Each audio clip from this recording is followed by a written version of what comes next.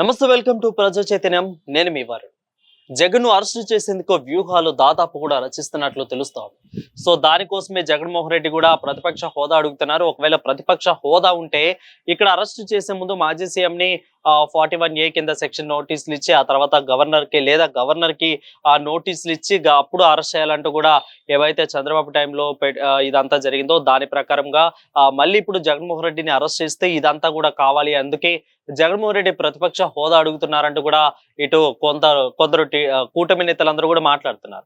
So ఇదంతా కాదు, జగన్మోహన్ రెడ్డి అసలు మాట్లాడాలి అంటే ఖచ్చితంగా కనీసం 3 గంటలు తీసుకుంటే 2 గంటలు అధికార పార్టీ మాట్లాడినా 1 గంట ప్రతిపక్ష పార్టీకి ఇవ్వాలి. సో ఇదే నేపథ్యంలోనే ఇప్పుడు జగన్మోహన్ రెడ్డికి కనీసం మాట్లాడటానికి 1 గంట అయిన అవకాశం వస్తుంది, లేదా 2 గంటలు వాళ్ళు తీసుకున్నా కానీ ఇస్తారు. సో సాధారణంగా ఏంటంటే ఒక శాసనసభలో మాట్లాడితే 5 నిమిషాలు లేదంటే సామాన్యులకి 5 లేదా 10 నిమిషాలు 5 నుంచి 10 నిమిషాలు లోపేస్తారు. సో అలాగే జగన్మోహన్ రెడ్డికి కూడా ఇచ్చే అవకాశాలు ఉంటాయి. కాబట్టి ఈ టైంలో ఈ 2 గంటల సేపు లేదంటే మిగిలిన ఎక్కువ సమయం అధికార పార్టీ వాళ్ళు మాట్లాడితే ఒక ప్రతిపక్ష నేతగా వీళ్ళ మీద డిమాండ్ పడుతుంటే సో ఎలా మాట్లాడే అవకాశం ఉంటుంది, దాన్ని వివరణ ఇచ్చుకునే అవకాశం ఉంటుంది. అందుకే ప్రతిపక్ష హోదా అడుగుతున్నారంటూ జగన్మోహన్ రెడ్డి నాయకులు అదేవిధంగా జగన్మోహన్ రెడ్డి కింద ఉన్న స్థాయి వాళ్ళందరూ కూడా చెప్పుకుంటున్నారు.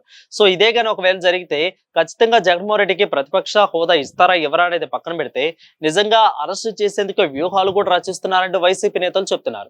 సో ఒకవేళ అదే నిజమైతే గవర్నర్ పర్మిషన్ తీసుకొని చేసేంత ఇది కూడా ఉండదు, ఎందుకంటే ఆల్రెడీ కూడా ప్రతిపక్ష హోదా లేదు కాబట్టి ఎలాగైనా సాధ్యం చేసే అవకాశాలు ఎక్కువగా ఉంటాయి.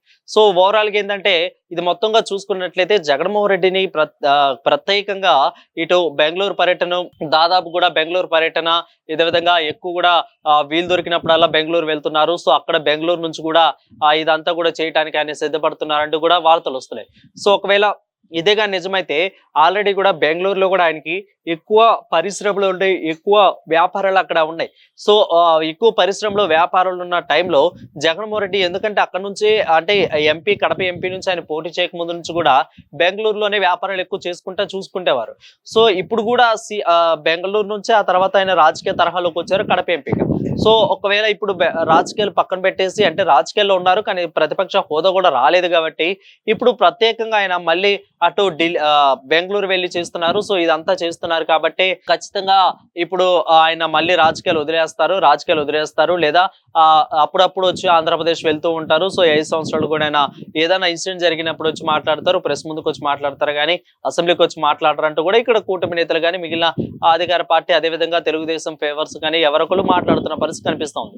సో దీన్ని అంతా చెక్ పెట్టేందుకు ఆయన అసెంబ్లీకి వస్తారంటే అసెంబ్లీకి ఖచ్చితంగా రారు, ఎందుకు అంటే కూడా జగన్మోహన్ రెడ్డికి సమయం ఇవ్వరంటూ వీళ్ళు మాట్లాడుతున్నారు వైసీపీ నేతలు.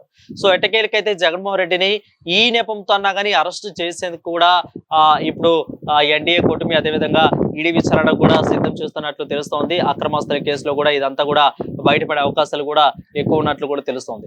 ఏదేమైతేనేమి అరెస్ట్ చేసేందుకు వ్యూహాలు అయితే రచిస్తున్నట్లు అయితే వార్తలు గప్పుమంటేనే అది వైసీపీ నేతల్లోనే వస్తుండడం గమనార్హంగా మారింది.